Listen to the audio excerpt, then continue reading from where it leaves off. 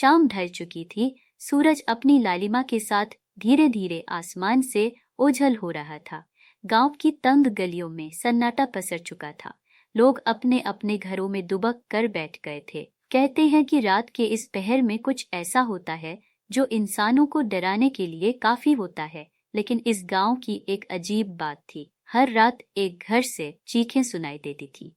वो घर जो गांव के छोर पर स्थित था, वर्षों से बंद पड़ा था। कहते हैं वहां कभी एक भयानक घटना घटी थी। अमन, गांव का एक युवक, हमेशा इन कहानियों पर हंसता था। वह पढ़ा लिखा और तर्कशील इंसान था।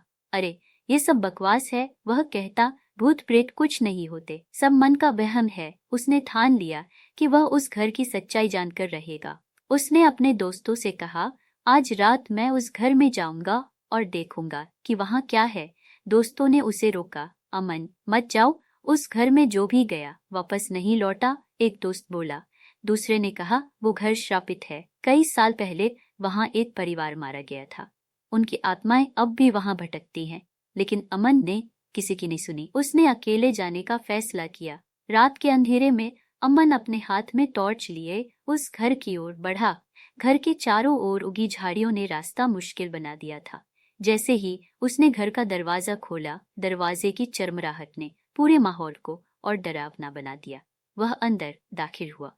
घर के अंदर घना अंधेरा था और एक अजीब सी सड़ांध पूरे घर में फैली हुई थी। अमन ने टॉर्च की रोशनी में चारों ओर देखा। दीवारों पर पुराने खून के धब्बे थे, फर्श पर जले हुए कागज और टूटी फूटी चीजें पड़ी थीं। सब कुछ सड़ा गला और बिखरा हुआ था। अमन ने सीढ़ियों की ओर कदम बढ़ाए। उसे लगा जैसे कोई उसे देख रहा हो। उसने पीछे मुड़कर देखा, लेकिन वहां कोई नहीं था। फिर अचानक एक ठंडी हवा का झोंका आया। अमन का दिल धड़कने लगा। वह सोचने लगा, क्या सच में इस घर में कुछ है? लेकिन उसने अपने डर को नजरअंदाज किया और ऊपर की ओर बढ़ा। सीढ़ियों पर हर कदम के साथ लकड़ी की चटकने की आवाज हो रही थी। जैसे ही वह ऊपर पहुंचा, उसे लगा किसी ने उसके कंधे पर हाथ रखा हो। वह तेजी से पलटा, पर वहां कोई नहीं था।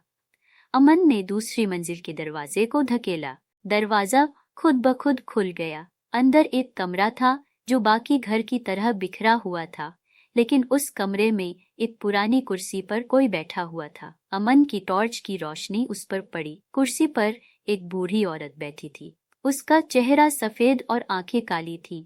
वह अमन को घूर रही थी। अमन का शरीर ठंडा पड़ गया। वह वहां से भागने के लिए मुड़ा, लेकिन दरवाजा बंद हो गया। अमन ने दरवाजे को खोलने की कोशिश की, लेकिन वह हिल नहीं रहा था। अब उसकी सांसें तेज हो गईं।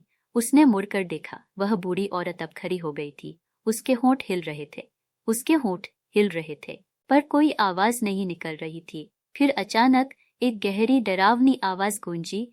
तू यहाँ क्यों आया है? अमन घबराया हुआ बोला। मैं बस देखना चाहता था कि इस घर में क्या है। वह आवाज और गहरी हो गई। यहाँ जो आता है वो वापस नहीं जा सकता। औरत धीरे धीरे उसकी ओर बढ़ने लगी। अमन ने दरवाजा जोर से धक्का दिया, पर वह नहीं खुला।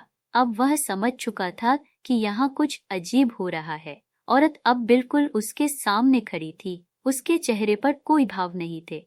अमन की टॉर्च बंद हो गई। चारों ओर घना अंधेरा छा गया। वह कुछ भी नहीं देख पा रहा था। अचानक उसके कानों में किसी के बुदबुदाने की आवाज आई। तू कभी यहाँ से बाहर नहीं जाएगा।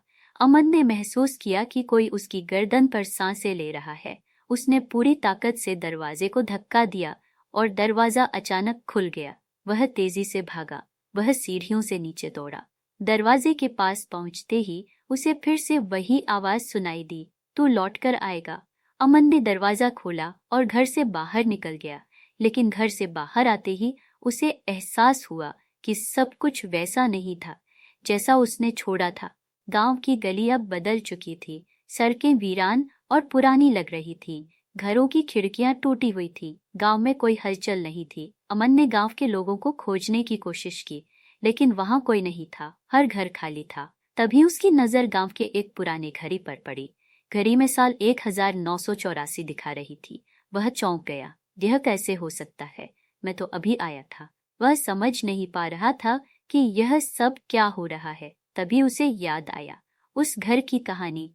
कहते हैं जो भी उस घर में जाता है वह कभी वापस अपने समय में नहीं लौट पाता। अमन वहीं खड़ा रह गया। वह अब समझ चुका था कि वह फंस चुका है। वह लौट आया था, लेकिन किस दौर में उसे कोई रास्ता नजर नहीं आ रहा था। और तभी उसके कानों में वही गहरी आवाज फिर से गूंजी, तू लौट कर आएगा। हर बार कहानी यही खत्म होती है, लेकिन अमन की यातना शुरू होती है।